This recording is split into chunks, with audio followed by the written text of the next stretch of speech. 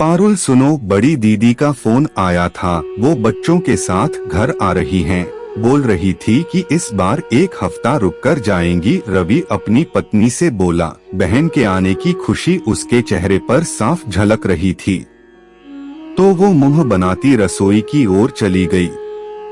रवि पीछे पीछे गया। क्या हुआ, तुम दीदी के आने की खबर से खफा हो क्या? नहीं जी, मैं तो बहुत खुश हूँ। मुझे तो मजा आता है इतने लोगों के लिए खाना बनाकर और घर के अन्य काम करके।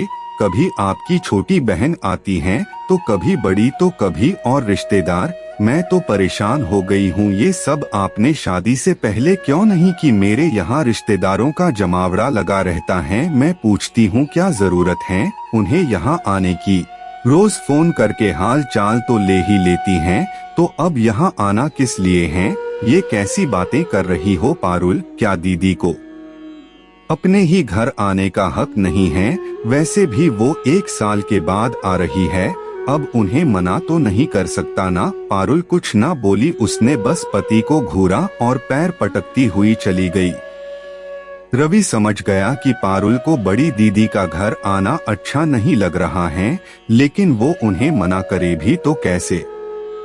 पिछली बार भी सुनीता दीदी 2 से 3 दिन के लिए आई थी, लेकिन उस समय भी पारुल ने उनसे अच्छे से बात नहीं की थी। सुनीता दीदी का मन पारुल के व्यवहार से बहुत आहत हुआ था। ये सब देख रवि का मन बहुत उदास हुआ। रवि ने पारुल को उसकी गलती का एहसास करवाना चाहा, तो उसने रवि को मायके जाने की धमकी दे दी थी। रवि इसी उधेड़ बुन में था कि क्या करें।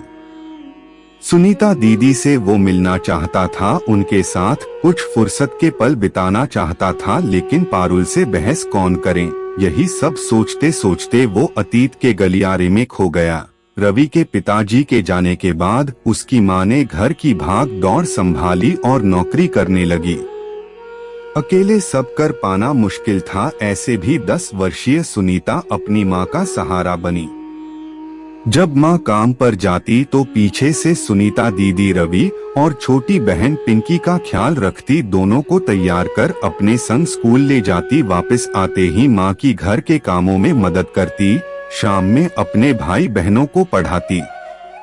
मजबूरी और बुरे हालातों ने उन्हें समय से पहले ही वयस्क कर दिया था। एक समय के बाद मां की तबीयत भी खराब रहने लगी, तो सुनीता ने अपनी पढ़ाई बीच में छोड़ दी और नौकरी करने लगी। एक समय के बाद मां भी नहीं रही, तो सुनीता अपने छोटे भाई बहनों के लिए मां की भूमिका अदा करने लगी। कहते हैं ना, बेटियां मां की परछाई सी होती हैं, बस वैसे ही सुनीता परछाई बनकर पल पल अपने भाई बहन के साथ रही। पिंकी और रवि जब अपने पैरों पर खड़े हो गए, तब सुनीता ने शादी करवाई।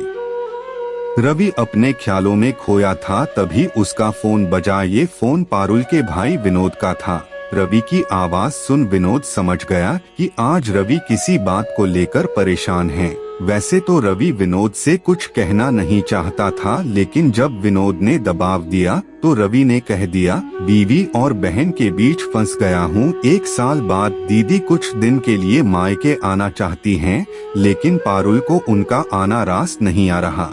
वो मुंह फुलाए घूम रही हैं। पारुल को समझाना बेकार है और दीदी से कुछ कहने की हिम्मत मुझ में नहीं है। भला एक बेटी को उसके मायके आने से कैसे रोक दूं? दीदी ने मेरे लिए क्या नहीं किया? बड़ी बहन नहीं बल्कि माँ बनकर मेरा कदम कदम पर साथ दिया है। आज भी मुझे माँ की कमी महसूस नहीं होती, क्योंकि दीदी को देखता हूँ तो लगता है आज भी माँ का साया बरकरार है।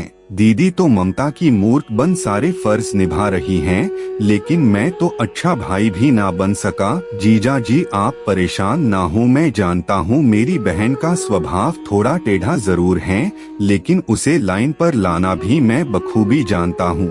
मैं अपने तरीके से उनसे बात करूँगा, आप निश्चिंत रहें। इतना बोल विनोद ने फोन रखा और सीधा अपनी बहन को फोन किया। नमस्ते भैया। नमस्ते पारुल, कैसी हो? मैं ठीक हूँ, लेकिन आप ठीक नहीं लग रहे, क्या हुआ?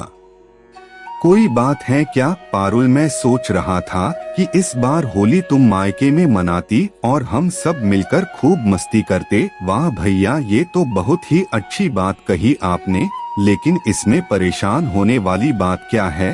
पारुल, दरअसल बात ये है कि तुम्हारी भाभी को तुम्हारा मायके आना पसंद नहीं है। वो बोल रही हैं कि किसी को बुलाने की जरूरत नहीं है। अब मैं तुम्हारी भाभी के ऊपर से होकर तो तुम्हें नहीं बुला सकता ना। एक बेटी के उसके मायके आने से कोई नहीं रोक सकता भैया। माना कि वो घर अब उनका है, लेकिन मेरा भी बचपन बीता है वहाँ।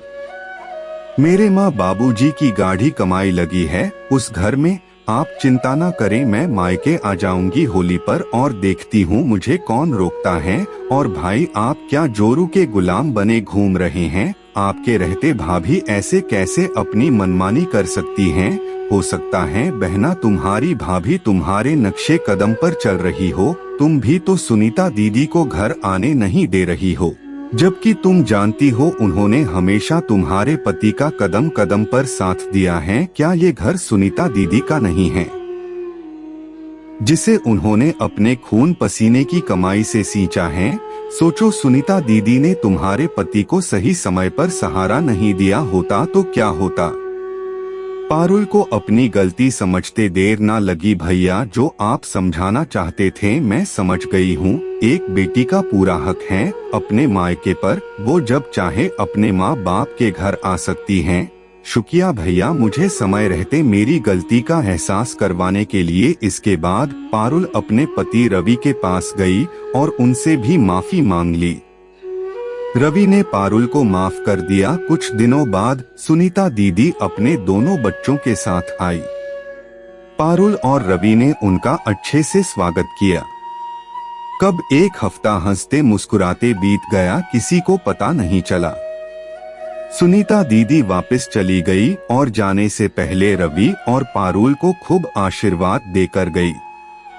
दोस्तों, आप सभी से बस इतना कहना चाहती हूँ कि एक बहन एक बेटी का मायका उससे कभी ना छीने। एक बेटी या बहन के लिए मायके के दरवाजे हमेशा खुले रखें। एक औरत किसी चीज से सबसे ज्यादा जुड़ी होती है तो वो है उसका मायका, जहाँ वो पली पड़ी और जहाँ उसने अपना बचपन बिताया है।